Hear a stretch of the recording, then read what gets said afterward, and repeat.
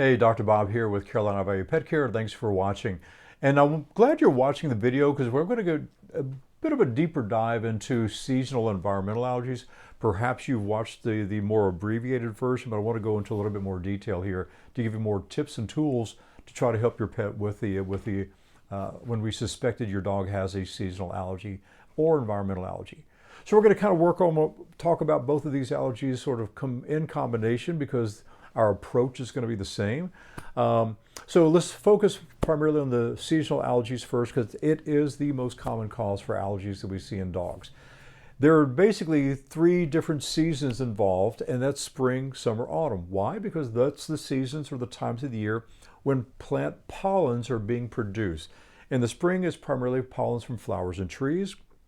In the summer, it's primarily pollens from grass. In the autumn, it's primarily pollens from weeds. Again, it's not the plants themselves, it's the pollens that are released from them. And there's two ways these pollens get into the body. This is true for pets and for people.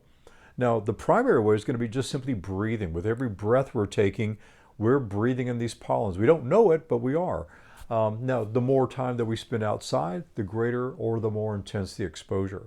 The other way these pollens enter the body is through the skin. Now, since we don't generally run around naked and barefoot, our dogs do, but we don't, so we're not getting that type of exposure when we're outside like a dog might. So with dogs, quite simply, every footstep they take when they go outside, they're picking up these pollens into the body and getting them into the body, either through the feet or they stick their nose in the grass when they're trying to find that perfect potty spot, and they're getting all this absorption of all these pollens all over their face, all over the feet. And if your dog likes to lay down in the grass or roll around in the grass, even more exposure. And if they even just lay down on your back deck, your back patio, because again, all of these areas are covered with the pollen. Driveway, you name it, they're getting all this pollen all over their body. So one thing I want you to start doing, if you're not already doing it, is start wiping your dog down. Every time they go outside, they're picking up, since they are picking up all this pollen, wipe them down before they come back in the house. Quite simply, you're just going to use water and a washcloth. No pet wipes, no baby wipes, nothing with chemicals, water and a washcloth. And you're going to focus on their face and on their feet, but wipe down their whole body. And if you have other dogs in the household, you've got to be wiping them down as well for one very simple reason. The purpose is, for your dog that has allergies, we're trying to achieve two things. One, we're trying to remove the pollens before they can migrate into the body. Secondly, we're trying to keep as much pollen outside. Because think about it, otherwise, your dog goes outside, or your other dogs go outside, they all come back in, and they've got all this pollen all over them, and they just bring it into the house. And of course, then your dog goes down and lays down on the sofa, on the bed, on its doggy bed, and next thing you know, it just keeps on piling up with more pollen, more pollen, more pollen with every time that goes outside. Perhaps you're washing your dog's dog's doggy bed, once a week or so, hopefully more often. But if we're not wiping your dog, then it just keeps on piling up, and then he just lays down like in a pool of all this pollen that's actually causing a lot of the allergies in the first place. But again, that's not going to solve the problem by being attentive to wiping them down, because again, still the primary source is going to be from breathing. So again, we're looking at dogs that are biting, scratching, licking, itching, chewing, and in more extreme cases, they're getting red and raw. They're developing sores on the skin, maybe a bacterial infection. More extreme situations, dogs, particularly with oily skin, they'll more often have a yeast infection start to develop, and we have to manage those as separate issues in addition to trying to manage the allergies. So we have a separate video where we go into more details about actually treating for the problems. In brief though, we'll either use a form of cortisone. I like to use an injection called Kenalog. We also have a product called Apoquel, which is a pill, and another product called Cytopoint, which is an injection as well. Again, we have more details about those, but we do have different ways of trying to manage the problem in the first place.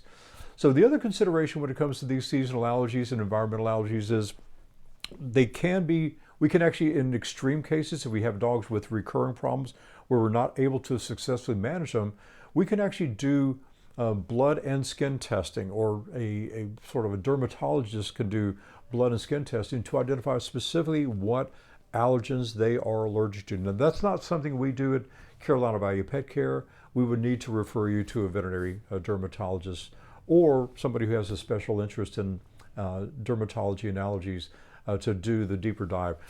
Unfortunately, it does come with quite a bit of a cost, but that way you can identify specifically what they're allergic to, and that's particularly beneficial if you intend to go through what we call a desensitization to try to lessen the severity of the allergies.